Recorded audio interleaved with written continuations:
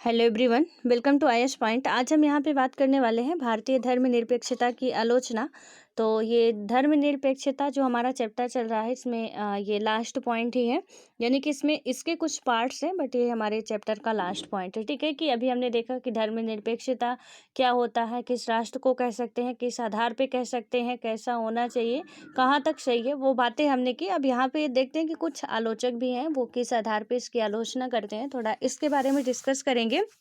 इसमें क्या बताया गया है कि जो हमारी भारतीय धर्मनिरपेक्षता है वो तीखी आलोचनाओं का विषय बनी रही है। और ये आलोचनाएं क्या हैं और इसके बारे में हम लोग यहाँ पे पूरा समझेंगे अच्छे से। यहाँ पे पहला आता है हमारा धर्म विरोधी। ठीक है, तो इसमें पहले जो हमारा धर्म विरोधी दिखा, तो इसमें क्या होता है कि अक्सर यह तर्क दिया जाता है कि धर्मनिरपेक्षता धर्म विरोधी है। लोगों का ये मानना होता है कि जो आलोचक होते हैं तो उनका क्या मानना होता है कि धर्मनिरपेक्षता जो है वो धर्म का विरोधी है। अब देखते हैं किस आधार पे साबित भी करेंगे। यदि ऐसा कह रहे हैं ये, तो वो साबित अपनी बात करेंगे कि किस आधार पे इन्हें ऐसा लगता है। तो यहाँ पे क्या है कि हम शायद ये दिखा पाने में सफल हुए हैं कि धर्मनिरपेक्षता संस्थाबद्ध धार्मिक वर्चस्व का विरोध करती है। ये क्या होता है कि धर्म विरोधी होने का पर्याय नहीं है। उसी प्रकार कुछ लोग यह तर्क देते हैं कि धर्मनिरपेक्षता धार्मिक पहचान के लिए खतरा पैदा करती है। तो कुछ लोग क्या कहते हैं, कुछ तो कहते हैं कि ये धर्म का विरोध करती है, कुछ कहते हैं कि ये धर्म के लिए खतरा पैदा करती है, यानी धार्मिक पहचान जो उनकी है उनके लिए ये क्या करती है, खतरा पैदा करती है। ठीक है, तो ये आलोचना हम क्यों पढ़ रहे हैं, क्योंकि किसी भी चीज़ की हम सिर्फ एक पहलू नहीं देखते हैं, वहाँ पे हमें दोनों पहलू उसके देखने पड़ते हैं। ठीक है, उसके पॉजिटिव सेंस भी और उसके निगेटिव सेंस भी कि क्या कैसे हैं। तो इसमें जो कुछ लोगों के मत हैं उन्हें हम देख रहे हैं। तो इसमें से उन्होंने बताया कि ये यहाँ पे खतरा भी हमारी पहचान के लिए पैदा करती है। लेकिन क्या होता है कि हमने पहले ही देखा है कि धर्मनिरपेक्षता धार्मिक स्वतंत्रता और समानता को बढ़ावा देती है। लेकिन हमने पहले ही देख चुका, इनके भी बातों का हमने खंडन किया कि हम पहले ही बात कर चुके हैं कि आपके स्वतंत्रता और समानता की हम बात पहले कर चुके हैं, या हमारा संविधान करता है। तो ऐसी कोई बात नहीं कि आपकी पहचान को खतरा हो सकता है। अतएव क्या होता है कि धार्मिक पहचान पर खतरा पैदा करने की बजाय उसकी हिफाजत करती है। यानी कि कुछ आलोचक कहते हैं कि खतरा पैदा करती है, तो उसके समर्थक कहते हैं नहीं भाई, ये खतरा पैदा नहीं करती, क्योंकि हमने वहाँ पे स्वतंत्रता और समानता की बात कर दी है। सो इसमें आप नहीं कह सकते कि खतरा पैदा करती, बल्कि ये है कि आपकी हिफाजत कर रही है आपके धर्म की। ये जो धर्मनिरपेक्षता है आपके धर्म की हिफाजत कर रही है। ठीक है, उसके बाद क्या होता है कि बेशक वह धार्मिक पहचान के मतांध, हिंसक, दुराग्रही और औरों को का बहिष्कार करने वाले और अन्य धर्मों के प्रति घृणा उत्पन्न करने वाले रूपों पर अवश्य चोट करती है। और वास्तविक प्रश्न यह नहीं है कि किसी चीज पर चोट की जाए या नहीं, बल्कि यह है कि जिस पर प्रहार किया जा रहा है वह मूल रूप से उस योग्य है या नहीं है। ठीक है, तो यहाँ पे इसमें ये बताया गया है कि इसमें हम डायरेक्ट ऐसा नहीं कह सकते कि धार्मिक पहचान के जो भी मतांध या हिंसक या दुराग्रही या औरों का बहिष्कार करने वाले या अन्य धर्मों के प्रति घृणा उत्पन्न करने वाले रूपों पर अवश्य चोट करती है। इसमें क्या हो कि वास्तविक प्रश्न यह नहीं है कि किसी चीज पर चोट की जाए या नहीं, बल्कि यह है कि जिस पर प्रहार किया जा रहा है वह मूल रूप से उस योग्य है या नहीं। यानी कि जो उसके समर्थक थे वो उन पे कहते हैं कि ऐसे हम किसी भी आधार पे नहीं कह सकते हैं, और एक हिसाब से हम कह सकते हैं कि ये धर्म की हमारे एक तरीके से रक्षा ही करता है। वो कैसे रक्षा करता है कि यहाँ पे यदि धर्मनिरपेक्षता वाला हमारा राष्ट्र नहीं होता तो कोई भी क्या कहता हमसे आगे कि आप या तो हिंदू राष्ट्र में रह रहे हो तो हिंदू धर्म अपना लो जितने के जितने हैं, या तो आप मुस्लिम धर्म अपना लो, या सिख धर्म अपनाओ, या ईसाई धर्म अपनाओ। तो इसमें क्या होता है कि अदर धर्म वालों को कहीं ना कहीं प्रॉब्लम्स होती। लेकिन हमने धर्मनिरपेक्षता की बात कर दी कि जिसको जो धर्म अपनाना हो वो धर्म आप अपना सकते हो, की रक्षा की गारंटी हम लेते हैं। तो इसमें से तो कोई प्रॉब्लम आई हो कि नहीं होनी चाहिए। लेकिन आलोचक हर जगह होते हैं, और जब आलोचक होते हैं तो काम बहुत बेहतर तरीके से किया जाता है। अदरवाइज लोग फिर अपने मर्जी से करेंगे तो कहीं ना कहीं एक्चुअल में होता क्या है कि जब हम कोई काम करते हैं ना तो हम दुनिया से बहुत डरते हैं कि यदि ऐसा हुआ तो लोग क्या कहेंगे, ये क्या कहेंगे, वो क्या कहेंगे, ऐसा वैसा, और उस हिसाब से फिर हम बेहतर करने की कोशिश करते हैं। जब कोई हम पे कहने वाला ही नहीं होगा, तो बस हम ही जो कर रहे हैं तो कर रहे हैं, नहीं कर रहे हैं तो नहीं कर रहे, किसी से कोई हमें मतलब नहीं होगा। तो वहाँ पे थोड़ा कहीं न कहीं हम गलत भी हो सकते हैं, हो सकता है कि सही भी हों, लेकिन ज़्यादातर चांसेस होंगे कि हम गलत ही हो सकते हैं, क्योंकि हमें कोई टोकने वाला नहीं है, कोई हमारे खिलाफ आवाज़ उठाने वाला नहीं है, हम जो कर रहे हैं बस हम करते जाएँगे। तो यहाँ पे ऐसे व्यक्ति होना बहुत इम्पोर्टेंट होता है, और हम पहले भी पढ़ चुके हैं कि एक डेमोक्रेटिक कंट्री में ऐसे व्यक्तियों का होना बहुत ज़रूरी है, ठीक है? ऐसे व्यक्तियों का मतलब आलोचक हो, विरोधी हो, ऐसे व्यक्ति बात कर रही हूँ मैं, मतलब विपक्ष वाले हों, ठीक है? उसके बाद क्या होता है कि पश्चिम से आयातित, अब पश्चिम से आयात की कुछ आरोप लगाते हैं कि पश्चिम से आया हुआ है। तो अब इसमें से थोड़ा क्या है कि ये जो आलोचना है धर्मनिरपेक्षता, ईसाईयत से जुड़ी है। अब लोग कहते हैं ये मतलब जो धर्मनिरपेक्षता है वो पश्चिम से आप लाए हो, ये ईसाईयत से जुड़ी, यानी ईसाई धर्म से जुड़ी इसे बताते हैं। अर्थात ये क्या होता है कि पश्चिमी चीज़ है, और इसीलिए भारतीय स्थितियों के लिए अनुपस्थित है। पहली नज़र में यह एक विचित्र शिकायत है, क्योंकि पतलून से लेकर इंटरनेट और संसदीय लोकतंत्र तक आज भारत के लाखों चीज़ें प्रचलन में है, जिनकी जड़ें पश्चिम में हैं। और बिल्कुल सही बात यहाँ पे कही गई कि जो इसने कहा कि सिर्फ धर्मनिरपेक्षता की बात आप क्यों कर रहे हो, सब छोड़ो फिर। जब हमने धर्मनिरपेक्षता आप लगा रहे हो कि हमने पश्चिम से लिया है, तो आपकी पतलून से लेकर यानी अंडरवियर से लेकर यहाँ पे यदि हम बात करें तो इंटरनेट और संसदीय लोकतंत्र तक, यानी कि जो संसद है, लोकतंत्र है, आपको पता हो, यदि आपके लिए आज का क्वेश्चन भी है, होमवर्क है, संसद भवन का निर्माण किसने करवाया था? कोई इंडियन नहीं करवाया था, ब्रिटिश अधिकारी करवाता है। उसका नाम और उसकी डेट बताइएगा, ठीक है? ये जो बिस्टा लाया गया था अभी, सेंट्रल बिस्टा का, यानी संसद भवन नए सिरे से बन रहा है। तो जब आप उसे पढ़े होंगे तो पहले इसकी हिस्ट्री पढ़े होंगे, देन आप इसमें जो नया होने वाला उसके बारे में पढ़े होंगे, ठीक है? और नहीं पढ़े हैं तो अभी जो सेंट्रल विस्टा यहाँ पे लाया गया है, आप उसके बारे में आज ही पढ़िएगा। और यहाँ पे आपको सिर्फ इतना बताना है कि संसद भवन का निर्माण किसने करवाया था और कब करवाया था। ये ब्रिटिश अधिकारी के द्वारा कराया गया था, ठीक है? तो यहाँ पे बताया जा रहा है कि जब हम धर्मनिरपेक्षता को ईसाईयत मानते हैं कि पाश्चात्य से लाया गया है, तो यहाँ पे पतलून से लेकर इंटरनेट हो, चाहे संसदीय लोकतंत्र का, भारत के लाखों चीज़ें प्रचलन में हैं, जिनकी जड़ें पश्चिम में हैं, जिनकी मूलभूत जो जड़ें हैं वो पश्चिम में हैं। चाहे आप भारत में नज़र उठा के देखिए, भारत में कोई प्रशासनिक व्यवस्था पहले नहीं थी। अंग्रेजों ने बुरा किया, वो अपने फायदे के लिए कर रहे थे। ये सारी चीज़ें वो पुलिस व्यवस्था लाते हैं, सब कुछ लाते हैं अपने फायदे के लिए, लेकिन कहीं न कहीं उन्हीं की ये देन है, ठीक है? यहाँ पे उनका हम पक्ष नहीं ले रहे, कोई ये नहीं, बस आप हिस्ट्री जब पढ़ोगे तो आपको समझ में आएगा। ये जो रेल का प्रचलन हुआ, ये भी उन्होंने अपने फ़ायदे के लिए किया था, लेकिन आज हमारे लिए वो बहुत आसान हो चुका है, ठीक है? आना-जाना, रहना हमारे लिए काफ़ी ईज़ी हो चुका है, चाहे इंटरनेट हो, चाहे कुछ भी हो, यहाँ पे बहुत सी चीज़ें जो हैं, वो पाश्चात्य की हैं। तो हम क्या-क्या छोड़ेंगे? ठीक है? यदि हम ऐसा कह रहे हैं कि हमको छोड़ना है, तो हम क्या छोड़ेंगे? अभी एक टाइम पे आया था कि इंडिया का जो नाम है, तो उसे हिंदुस्तान या भारत किया जाएगा, इंडिया नाम हट हट जाएगा। जो हमारे, आपको पता, कॉन्स्टिट्यूशन के उसमें पार्ट 1 में ही भारत राज्यों का संघ है, और उसमें दिया गया था भारत और इंडिया, 2 ही नाम भारत के बताए गए हैं।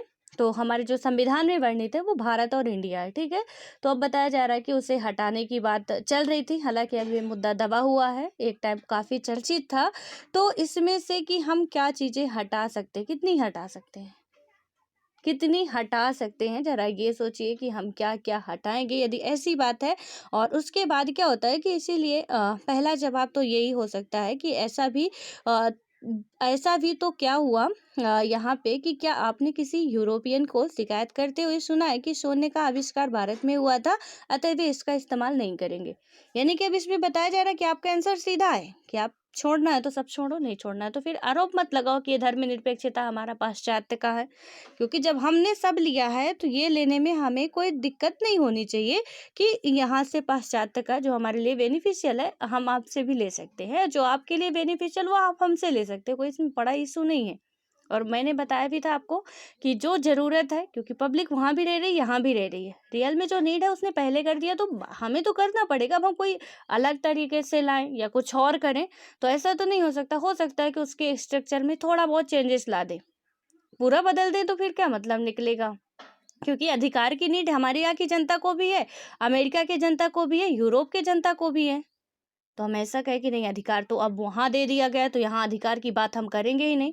यार पहले वहाँ दे दिया गया तो इसका मतलब क्या हुआ कि हम अधिकार की बात यहाँ करेंगे नहीं। ठीक है, हमारा दिमाग नहीं विकसित हो रहा था, हमने ले लिया, कौन से गलत काम किया हमने? हाँ, हमने वहाँ से अधिकार वर्ड लिया। हम ये यहाँ पे हमारे देशवासियों को किस तरीके के अधिकार चाहिए थे, हमने वो देखा। क्योंकि हमने अभी देखा कि फ्रांस भी धर्मनिरपेक्ष है, अपने आप को कहता है कि हम धर्मनिरपेक्ष राष्ट्र हैं, लेकिन वो कैसे कर रहा है कि जबरदस्ती लोगों का धर्म परिवर्तन करा रहे हैं, उन पे जबरदस्ती कह रहा है कि आप पगड़ी ना पहनो, ये ना पहनो, वो ना पहनो, थोप रहा है, यानी कि शासन सत्ता उस पे हावी हो रही है। हमारे देश में तो ऐसा नहीं हो रहा है, तो हमने वहां से अपनाया कि धर्मनिरपेक्षता हमें लेना है, लेकिन हमने ए टू जेड अपना लिया, ऐसा नहीं है कहीं पे भी। तो जो आलोचक हैं, तो जब आलोचना कर रहे हैं तो दूसरे उसका भी खंडन भी कर रहे हैं।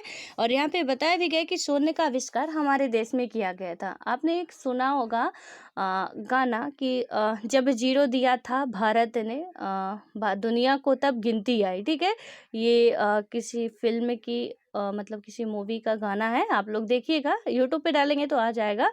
तो यहाँ पे क्या हुआ था, पूरा गाना सुनिएगा, बहुत अच्छा वो गाना है।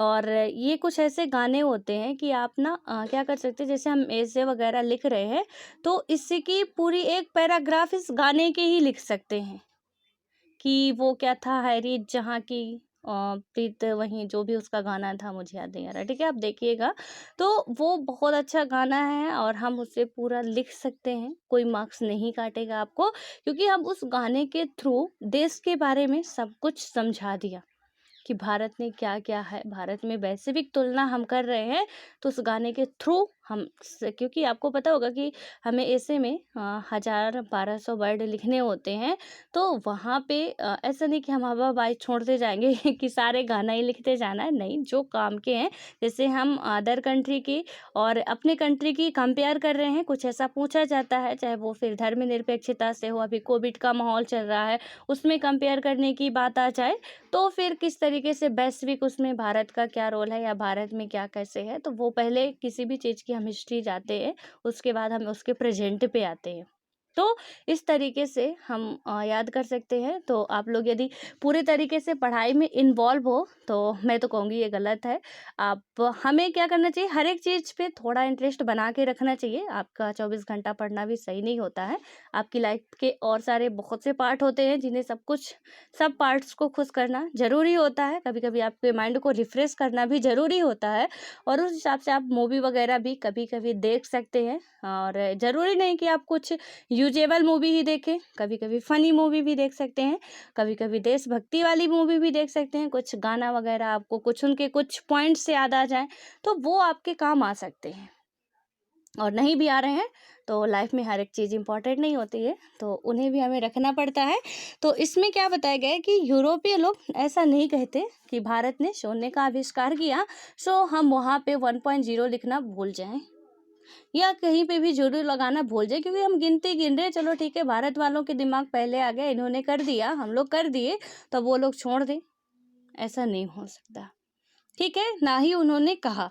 तो इनका ये जो कह रहे हैं कि पाश्चात्य का है, इनका तो विखंडन होता है। उसके बाद क्या होता है कि ये कि 21 में का छिछला जवाब होगा अधिक महत्वपूर्ण और प्रासंगिक। यह बात है कि सचमुच धर्मनिरपेक्ष होने के लिए किसी राष्ट्र का अपना खुद का लक्ष्य होना चाहिए और पश्चिमी राज्य तब धर्मनिरपेक्ष बने जब एक महत्वपूर्ण स्तर पर उन्हें ईसाइयत से संबद्ध मतलब विच्छेद कर लिया। और इसके बाद क्या होता है कि पश्चिमी धर्मनिरपेक्षता में वैसी कोई ईसाइयत नहीं है। फिर इस दावे का क्या मतलब है कि पश्चिमी है। धर्म और राज्य का पारस्परिक निषेध क्या होता है कि जिसे पश्चिमी धर्मनिरपेक्ष समाजों का आदर्श माना जाता है। और सभी धर्मनिरपेक्ष जो हमारे राष्ट्र होते हैं, राज्य सत्ता की प्रमुख विशेषता भी नहीं है। यानी कि सभी धर्मनिरपेक्ष क्या बताया गया है कि राजसत्ता की प्रमुख विशेषता भी नहीं है और संबंध विच्छेद के विचार की व्याख्या अलग अलग तरह से की जा सकती है। कोई धर्मनिरपेक्ष राजसत्ता समुदायों के बीच शांति को बढ़ावा देने के लिए धर्म के सैद्धांतिक दूरी बनाए रख सकती है। देन उसके बाद क्या होता है, खास समुदायों की रक्षा के लिए वह क्या करती है, उसमें हस्तक्षेप भी कर सकती है। भारत में क्या किया गया था कि ठीक यही बात हुई कि यहाँ ऐसी धर्मनिरपेक्षता सीधा साधा पश्चिमी आरोपण, यानी कि भारत में अब यहाँ पे कुछ ऐसे लोग हैं जो मतलब मानना होता है उनका कि अब क्या करें कि मतलब सीधा साधा आपने क्या कर लिया कि पश्चिमी आरोपण ही है। और तथ्य तो ये है कि धर्मनिरपेक्षता का विगत इतिहास पश्चिमी और गैर पश्चिमी दोनों मार्गों का अनुसरण करता दिखता है। और पश्चिम में चर्च और राज्य के संबंध विच्छेद का सवाल केंद्रीय था और भारत जैसे देशों में शांतिपूर्ण सह अस्तित्व के सवाल महत्वपूर्ण रहे हैं। ठीक है। उसके बाद क्या होता है, जब भी आप ये पढ़ रहे हैं तो बस कथा जैसे सुन के और एक कान से सुन के दूसरे कान से निकालने के लिए मैं इतना चिल्ला चिल्ला के नहीं बता रही हूँ। और यहाँ पे आपको क्या करना है कि आपके ये हो सकता है कि प्री के लिए कोई काम का ना हो, यहाँ पे आपको प्री के लिए अभी कोई काम का नहीं दिख रहा होगा। ठीक है। तो इसमें क्योंकि प्री में जो कुछ फैक्चुअल होते हैं तो वो आपके यहाँ पे अभी नहीं है, लेकिन मेंस के लिए ऐसे क्वेश्चन आते हैं, आपके लिए इम्पोर्टेंट है ये सारी बातें याद रखना। क्योंकि किसी भी चीज़ का हम यहाँ पे यदि उसमें आता है कि आलोचनात्मक वर्णन कीजिए या समालोचनात्मक वर्णन कीजिए, कुछ लास्ट में वर्ड ऐसे लिखे होते हैं, तो या विश्लेषण कीजिए, उस टाइम पे हमें आंसर में क्या करना है, क्या लिखना है, 150 वर्ड लिखने होते हैं। और 150 वर्ड लिखने वाले बच्चे यहाँ पे लाखों होते हैं, उनमें से 800 बच्चों को सेलेक्ट करना है और उन 800 बच्चों में से हमारा लिस्ट में नाम कैसे आए हमें वो तय करना है। ठीक है। उस हिसाब से हमें अपना काम करना है कि कैसे हम ऑथेंटिक एग्जाम्पल ले सकते हैं, किस तरीके से हम उसकी हिस्ट्री में जाके ये बातें कर सकते हैं कि यदि आज हम पाश्चात्य कह रहे हैं, धर्मनिरपेक्षता पाश्चात्य है, लेकिन ये तो गैर पश्चिमी और जो पश्चिमी राष्ट्र दोनों में ही था पहले से, उसकी हिस्ट्री है ये। और हमने ये भी देखा कि यूरोपीय लोग शून्य का इस्तेमाल करने के लिए मना नहीं करते कभी भी, क्योंकि वो भारत से आविष्कार हुआ था। तो ऐसा हो कि वो लोग मना कर दें कि हम लोग आए दिन ऐसा करते रहते हैं, तो थोड़ा इस पे आप लोग ध्यान से सुनिएगा क्योंकि आपके लिए मेंस के लिए बहुत इम्पोर्टेंट हो। ठीक है। उसके बाद क्या आता है यहाँ पे कि अल्पसंख्यकवाद, अब थोड़ा सा इसमें भी आलोचना होती है। तो क्या होता है कि यहाँ पे धर्मनिरपेक्षता पर अल्पसंख्यकवाद का आरोप मढ़ा जाता है। और यह सच है कि भारतीय धर्मनिरपेक्षता अल्पसंख्यक अधिकारों की पैरवी करती है, लेकिन सवाल यह है कि क्या यह न्यायोचित है। आप कल्पना कीजिए कि 4 वयस्क पुरुष सबसे तेज चलने वाली गाड़ी में सफ़र कर रहे हैं। तो इसमें एग्जाम्पल जो बताया गया है, यहाँ पे जो बताया जाता है कि हमारा भारतीय, हमने देखा था ना कि वो अल्पसंख्यकों के लिए क्या करता है, कुछ विशेष अधिकार देता है कि आप लोग यदि कुछ ऐसा कर रहे हैं, हाँ ये प्री के लिए आपके लिए इम्पोर्टेंट हो सकता है कि क्या अल्पसंख्यक वालों को हमारा स्टेट या सेंटर मतलब जो राजस्व वगैरह दे सकता है, प्राप्त कर सकता है या नहीं, तो वो दे सकता है। यदि वो अपना स्कूल वगैरह कुछ शैक्षणिक संस्थान वगैरह खोलना चाहते हैं तो हमारी राजसत्ता जो है वो उनकी हेल्प कर सकती है। बिल्कुल इसमें ये नहीं, अल्पसंख्यक के लिए वर्ड हमेशा एक एक आप याद रखा करिए कि किस लिए, तो ये फैक्ट आपके प्री के लिए। और ये क्वेश्चन मैं 2011-12 का क्वेश्चन प्रीवियस ईयर की देख रही थी, शायद उसमें किसी में ये पूछा भी गया था। ठीक है। तो इसमें से ये आपके लिए बहुत इंपॉर्टेंट बन जाता है। देन उसके बाद क्या होता है कि यहाँ पे ये जो मढ़ा जाता है कि अल्पसंख्यकों के लिए कुछ ज़्यादा ही पैरवी करता है, तो इसमें क्या होता है कि आप अपने अंदर मतलब सोचिए कि कोई 4 पुरुष हैं, वयस्क हैं, ठीक है, यंग पुरुष हैं, अच्छे खासे हट्टे कट्टे, जिनको कोई प्रॉब्लम नहीं है। वो क्या करते हैं, सबसे तेज चलने वाली गाड़ी में सफ़र कर रहे हैं। बीच में एक यात्री सिगरेट पीने की इच्छा व्यक्त करता है, यानी कि बीच में एक आदमी क्या करता है, आप 4 फ्रेंड्स जा रहे हो, आपका एक फ्रेंड क्या बोल रहा है कि भाई थोड़ा सा सिगरेट पीने का मन हो रहा है, कुछ गर्मा गर्मी हो जाए तो बेहतर होगा। ठीक है। तो उसमें से क्या हुआ कि अब वो जो वैसा बोले तो दूसरा यात्री शिकायत करता है कि वह सिगरेट का धुआं बर्दाश्त नहीं कर सकता है। तो अब एक ही कार पे हो आप सभी लोग, ठीक है, अच्छी स्पीड में जा रहे थे। दूसरा आदमी क्या कहता है, एक सिगरेट पीने का मन होता है, एक कहता है कि भैया हमें तो इसका धुआं बर्दाश्त ही नहीं होता, लेकिन उसे है कि भैया हम तो धुआं निकालेंगे ही। अब क्या होता है कि अन्य 2 यात्री भी धूम्रपान करते हैं, यानी कि जो और 2 थे, बोलते हैं चलो ठीक है तुम भी कर रहे हो, एक ही बिस्टल पे निपट लेंगे, यानी वो 2 भी करते हैं, एक को ही एलर्जी हो रही है। तो अगर वे कुछ बोलते नहीं, साफ तौर पर कम से कम 2 यात्रियों के बीच तो टकराव अवश्य है। यानी कि वो 2 भी धूम्रपान करते हैं, उन्हें कोई प्रॉब्लम नहीं है और वो नहीं बोल रहे हैं, उनका मन नहीं है अभी कि हम पिएँ, तो वो कुछ नहीं बोल रहे हैं, बस मूक बधिर बने बैठे हैं। और ये एक कह रहा है कि हमें पीना है, एक कह रहा है हमें उससे एलर्जी है। अब दोनों में हो सकता है कि टकराव बन जाए और एक विचार आया कि मतदान के जरिए इसे हल किया जाए। यानी कि अब एक महाशय थे और बोलते हैं चलो मतदान करा लो, वोट हो जाए कि यहाँ पे किससे मतलब कौन जीतेगा, किसकी तरफ मेजोरिटी ज़्यादा है, ठीक है। तो उसके बाद क्या होता है कि हल किया जो सिगरेट पीने वाले 2 खामोश यात्री उस व्यसनी का साथ देते हैं। अब ऑब्वियस है कि जो सिगरेट पी रहा है, अब उनको भी तो लत लगी हुई है पहले से ही। अब उस टाइम वो कुछ नहीं बोल रहे थे, बड़े शरीफ बने बैठे थे, लेकिन अब उनके मन में विचार क्या आएगा कि चलो ठीक है ये सिगरेट मंगाएगा। तो आप देखते हो कि हमारी दोस्ती ना लड़कों की दोस्ती जो ऐसे मतलब स्मोकिंग वगैरह करते हैं, उनकी दोस्ती कुछ ऐसे ही शेयर होती है कि एक ही सिगरेट पे वो भी पिएंगे, दूसरा भी लेगा, तीसरा भी वही सिगरेट पे फूंक मारेगा, ठीक है, एक एक करके मारेंगे। दोस्ती अच्छी खासी बढ़िया अच्छी वाली फ्रेंडशिप है। अगर आप ऐसा शेयर नहीं करते हो तो मान के चलिए कि आपकी दोस्ती में खोट है।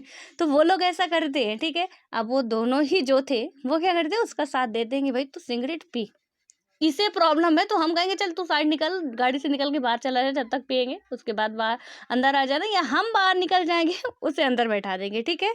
अब इसमें क्या हो रहा है कि देते और धूम्रपान ना करने वाला 2 मतों के अंतर से हार जाता है। अब थे तो 4 ही लोग, बहुमत उसके पास आ गया, यानी कि 2 वो तीनों ही अच्छे खासे ठरकी थे। अब बहुमत उनके पास आया और ये बेचारे ठहर गए अकेले। अब ये क्या करते कि यहाँ अल्पसंख्यक, यानी कि अब ये क्या कहला गए, अल्पसंख्यक पराजित होता है। सीधे तौर पे इस एग्जाम्पल के माध्यम से क्या समझाया गया कि जो अल्पसंख्यक है वो पराजित होता है, मगर नतीजा तो उचित प्रतीत होता है, क्योंकि सहमति से उचित लोकतांत्रिक रीति अपनाई गई। और अब स्थिति को थोड़ा बदल दें, यहाँ पे आप देखिएगा थोड़ा स्थिति को, यदि सिचुएशन को बदल दिया जाए। अभी यहाँ पे अल्पसंख्यक समझाया गया आपको कि राज्य उसमें सपोर्ट क्यों करता है अल्पसंख्यकों के, चाहे वो धर्म के लिए हो चाहे किसी के लिए भी हो, तो क्यों सपोर्ट करता है। यहाँ पे एक बार हम लोगों ने इसी में पढ़ा था कि यदि हम विकलांगों के लिए रैंप की व्यवस्था करवा रहे हैं तो कोई गलत नहीं होगा, क्योंकि उससे क्या नीड थी, वो भी विशेष जरूरत थी। महिलाओं के लिए कोई चीज हम एक्स्ट्रा प्रोटेक्शन की बात कर रहे हैं तो वो उन्हें नीड है रियल में।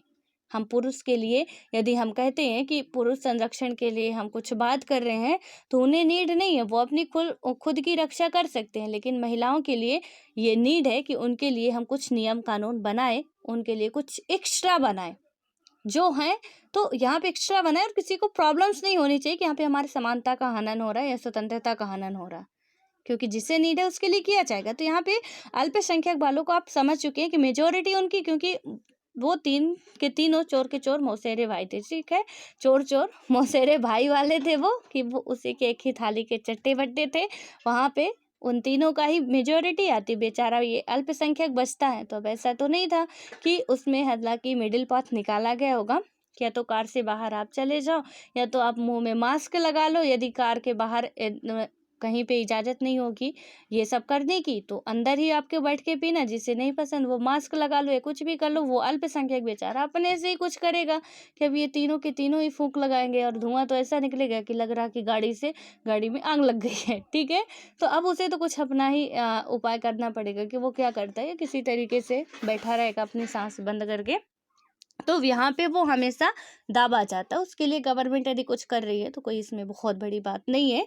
और इसके बाद क्या होता है कि अब इस यहाँ पे थोड़ा कहानी को बदल दें तो क्या होता है, कल्पना करें कि सिगरेट ना पीने वाला यात्री दमे से पीड़ित है, यानी कि अब सिचुएशन थोड़ा और क्रिटिकल बना दिया गया है कि सिगरेट ना पीने वाला व्यक्ति जो है वो दमे से थोड़ा और ज़्यादा, मतलब दमे से पीड़ित है। दमा एक रोग होता है जहाँ खांसी वांसी आती रहती है बहुत ज़्यादा, ठीक है, और धुआं लग जाए तो और मतलब आप सारा दिन खांसते रहोगे और सांस फूलती है इसमें।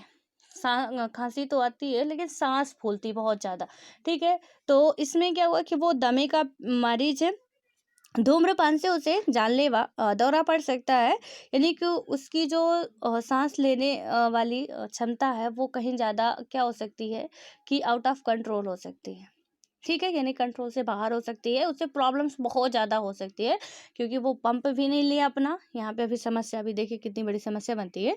तो जानलेवा दौरा पड़ सकता है और उसकी इस बात से किसी दूसरे यात्री धूम्रपान ना करें उसका बुनियादी और बहुत ज़रूरी हित व्यक्त होता है।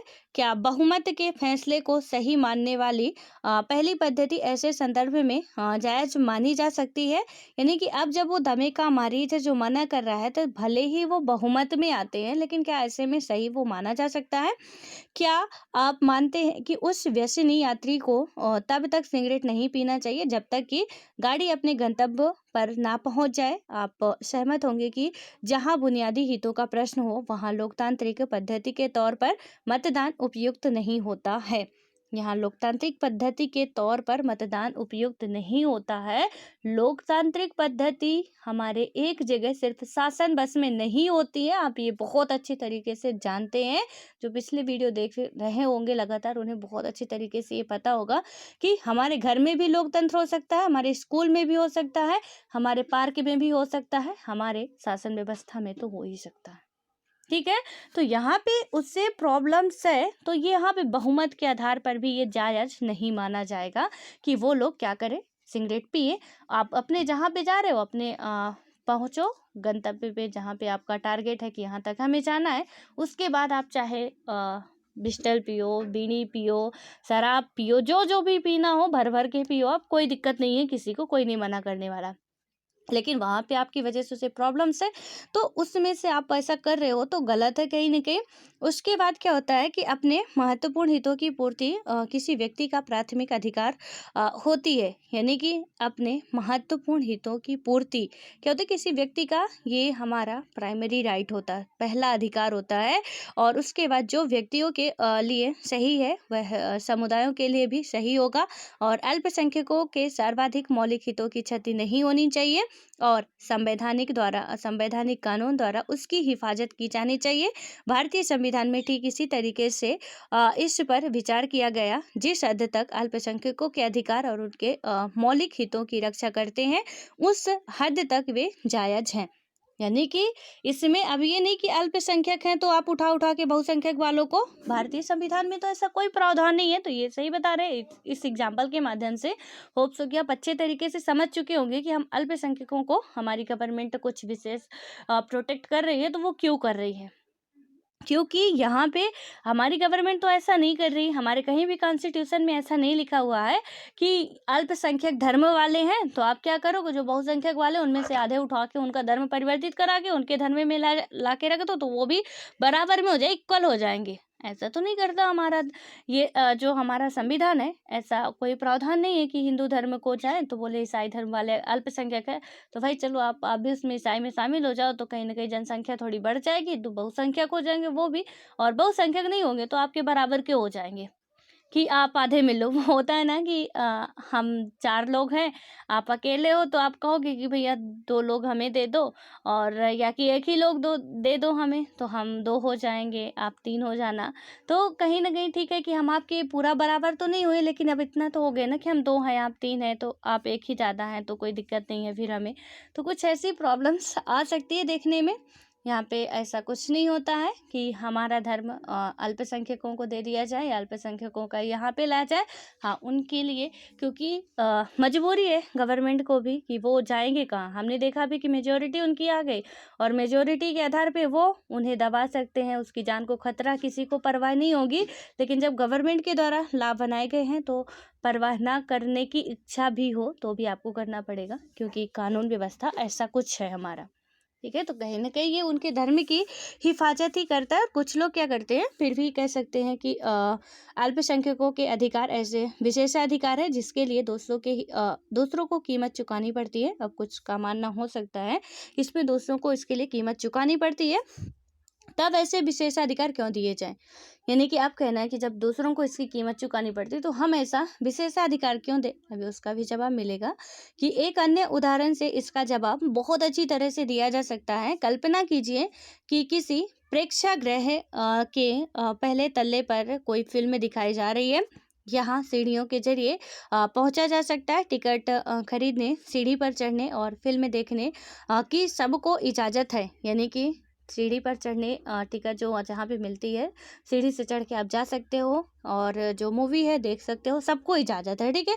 लेकिन क्या ऐसा सचमुच है? क्या हर कोई ऐसा करने को स्वतंत्र है? यानी कि इजाज़त तो इसमें कह दिया गया कि, लेकिन क्या हर कोई इसमें जाने को स्वतंत्र है? अभी क्वेश्चन ये उठता है। तो यहाँ पे है कि यदि हम अपने ही दिमाग में सोचें कि उन ललायत दर्शकों में कुछ वृद्ध लोग भी हैं, कुछ ऐसे हैं जिनकी हाल ही में क्या हुई है, टांग टूट गई है, और कुछ अन्य शारीरिक रूप से अक्षम है। आप देखिएगा, बहुत अच्छे तरीके से इस एग्जाम्पल से आप इसको भी समझ जाएंगे कि इसका भी क्या तोड़ होगा, ठीक है? तो अब यहाँ पे सबको इजाजत है। इजाजत सबको है कि आप जा सकते हो, सीढ़ियों से जाइए, टिकट लीजिए, वहां पे आप फिल्म देखिए। कोई इसमें फर्स्ट फ्लोर में है तो आपको सीढ़ियों से ही जाना पड़ेगा, लिफ्ट की व्यवस्था भी नहीं है, और सबको जाना है। अब सब में कैसे कैसे लोग आ सकते हैं, जरूरी नहीं कि सब बिल्कुल स्वस्थ ही हो। तो इसमें क्या बताया कि कुछ वृद्ध हो सकते हैं, कुछ जिनकी हाल फिलहाल में ही उनका एक्सीडेंट हुआ, उनकी टांग या हाथ पैर जो भी टूटे हुआ। उसके बाद क्या है कि कुछ अन्य शारीरिक रूप से अक्षम हो, उनमें से कोई भी सीढ़ियाँ नहीं चढ़ सकता। क्या आपके ख्याल से लिफ्ट अथवा व्हील चेयर होती है, व्हील चेयर पर बैठे लोगों के लिए ढाल नुमा सीढ़ी या लिफ्ट की व्यवस्था करना गलत होगा? तो अब जो अभी मैंने अभी रैंप का बताया था कि यदि हम हैंडीकैप के लिए रैंप रखते हैं, रैंप की व्यवस्था करवा देते हैं कहीं भी आने जाने के लिए, तो कौन सा गलत कर रहे हैं, क्योंकि उनके लिए वो डीम्ड है। तो यहाँ पे क्या हम ऐसा सबको सीढ़ियों से ही चढ़ के जाना है? तो क्या ऐसे लोगों के लिए जो कि नहीं जा सकते, फिल्म ये भी देखना चाहते हैं, इनकी भी बहुत इच्छा है, तो क्या उनके लिए यदि हम या कि ढालनुमा सीढ़ी बनवा दें या लिफ्ट की व्यवस्था कर दें या उन्हें व्हील चेयर वगैरह कुछ दे दे, तो क्या ये गलत होगा? जरा आप बताइए कि किस हद तक गलत होगा?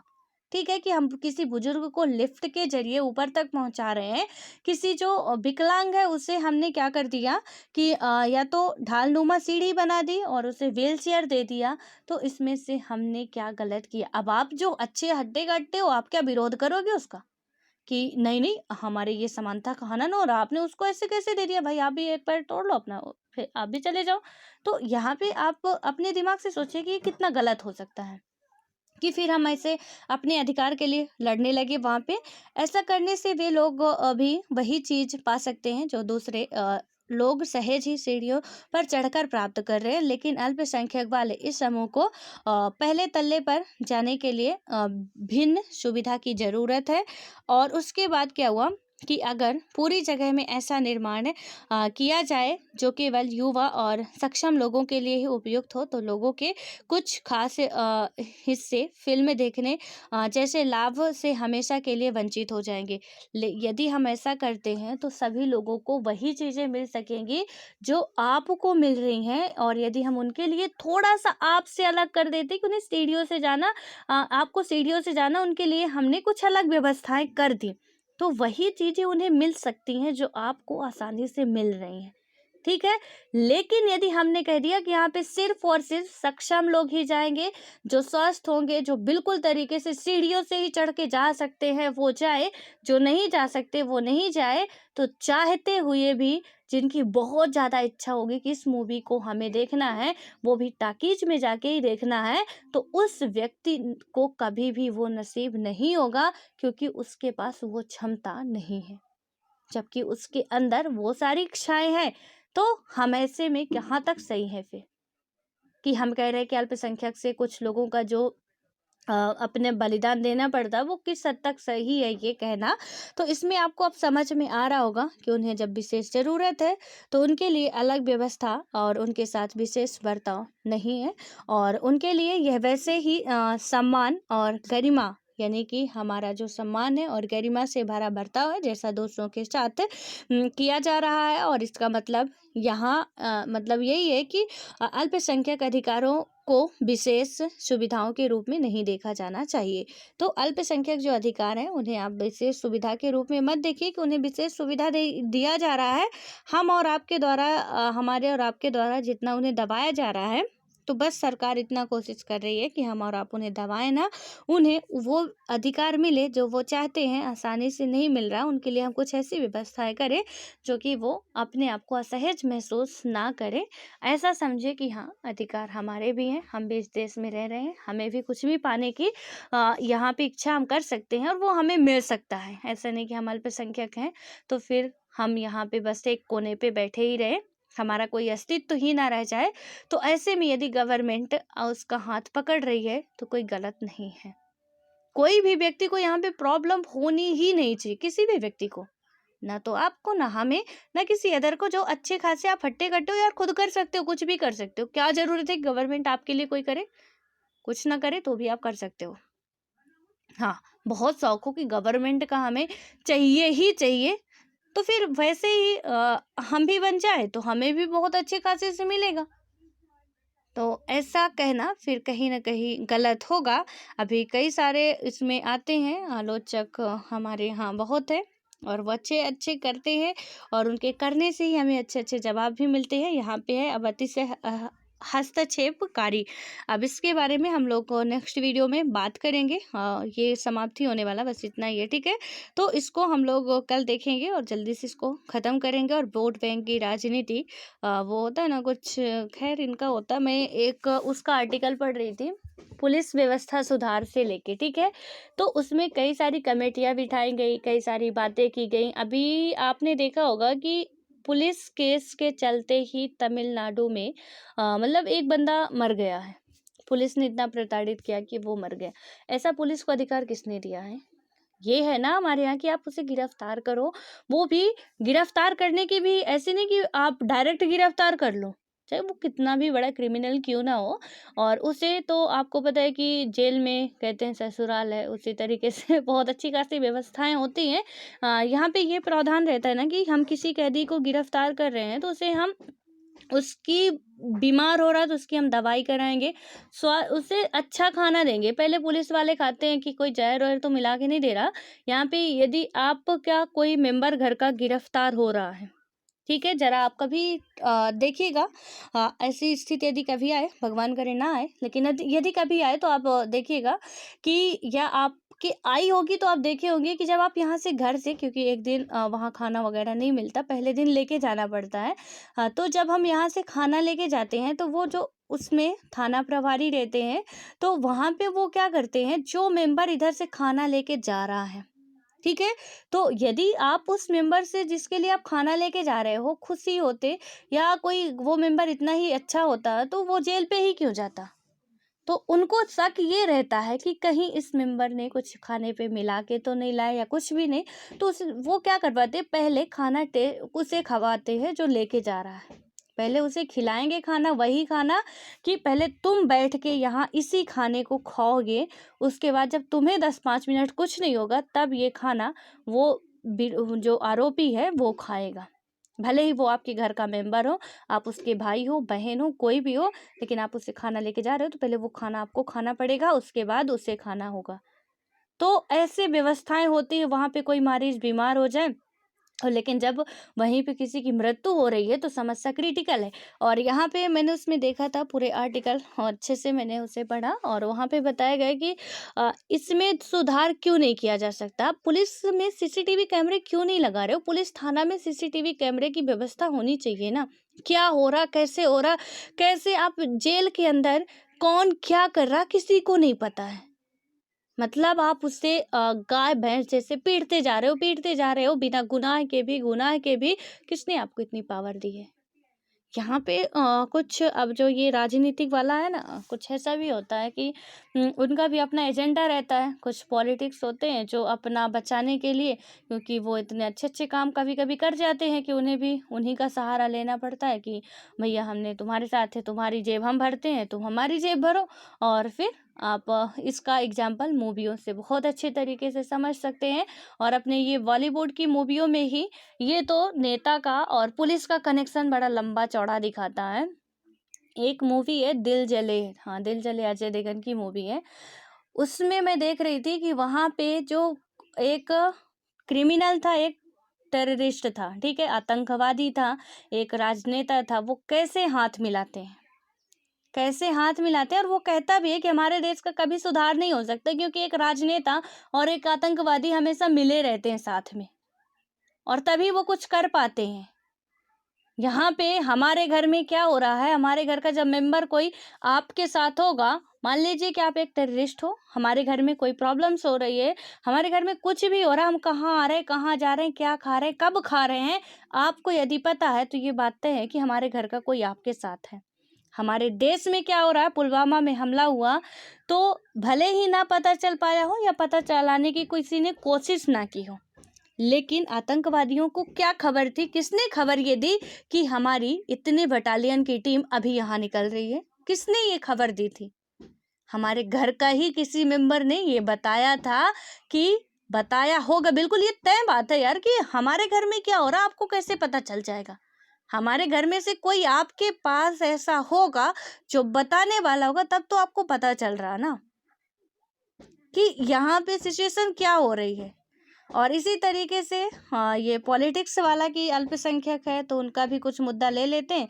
और ये पुलिस व्यवस्था सुधार में तो बिल्कुल भी वहाँ पे सीधे सीधे लिखा गया था, जो राइटर थे, कि ये मतलब जो पॉलिटिशियन है कुछ इस कारण भी ये इस अमेंडमेंट को पास नहीं होने दे रहे हैं, जो बिल है उसे पास नहीं होने दे रहे हैं, क्योंकि वहाँ पे उनका ही भला नहीं होने वाला है।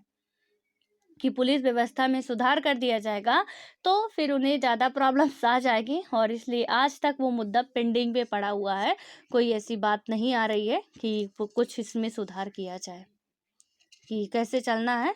तो आप लोग थोड़ा बहुत अपडेट रहा करिए, एंड इसके बारे में हम लोग अब कल देखेंगे कैसे है, और अच्छे तरीके से पूरा ये अब कल शायद हो सकता है, आशा करते हैं कि ख़त्म हो जाए ये चैप्टर, नेक्स्ट चैप्टर स्टार्ट करेंगे। एंड नेक्स्ट चैप्टर के बाद शायद एक चैप्टर और बचेगा, यानी कि 2 चैप्टर और हैं, तो उसको पढ़ने के बाद फिर हमारी जो इसका पार्ट 2 है उसे पढ़ेंगे, और उसमें आपके लिए प्री के लिए भी इम्पॉर्टेंट है, काफ़ी सारे फैक्ट मिलेंगे, और मेंस के लिए तो ये आपके लिए बहुत है।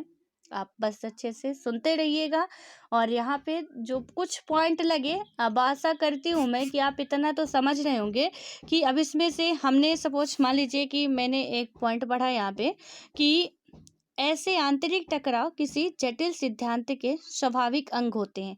अब यहाँ पे बताइए कि आपको क्या लिखने की ज़रूरत है? कुछ भी लिखने की ज़रूरत नहीं है। हम पढ़ रहे हैं, कहीं पे भी हमें इम्पोर्टेंट तथ्य दिख रहा है कि यहाँ पे क्या है कि ये कानून अलग-अलग धर्मों के विवाह, उत्तराधिकार और अन्य पारंपरिक मामलों को संचालित करते हैं। निजी कानून को इस तरह से यहाँ पे सुधार किया जा सकता है, जहाँ पे कुछ चीज़ें ज़रूरी लगी हमें कि यहाँ पे ये चीज़ें ज़रूरी हैं, हम उतना लिख लेंगे, नहीं लगती तो हम नहीं लिखेंगे। नोट्स ऐसे बनाई जाती है, जो हमें पता हम उसे क्यों लिखें?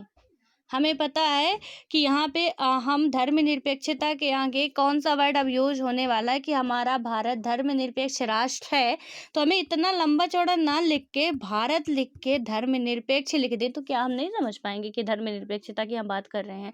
अब हम लिखें कि हमारा देश भारत एक धर्मनिरपेक्ष राष्ट्र है, 4 पन्ने हमने भर दिए, इसमें 3 लाइनें हमने भर दी, लेकिन हम सिर्फ से इतना लिख देंगे भारत, यहाँ पे धर्मनिरपेक्ष राष्ट्र लिख देंगे, काम खत्म। बात वही कह रहा, वही हम समझ रहे हैं।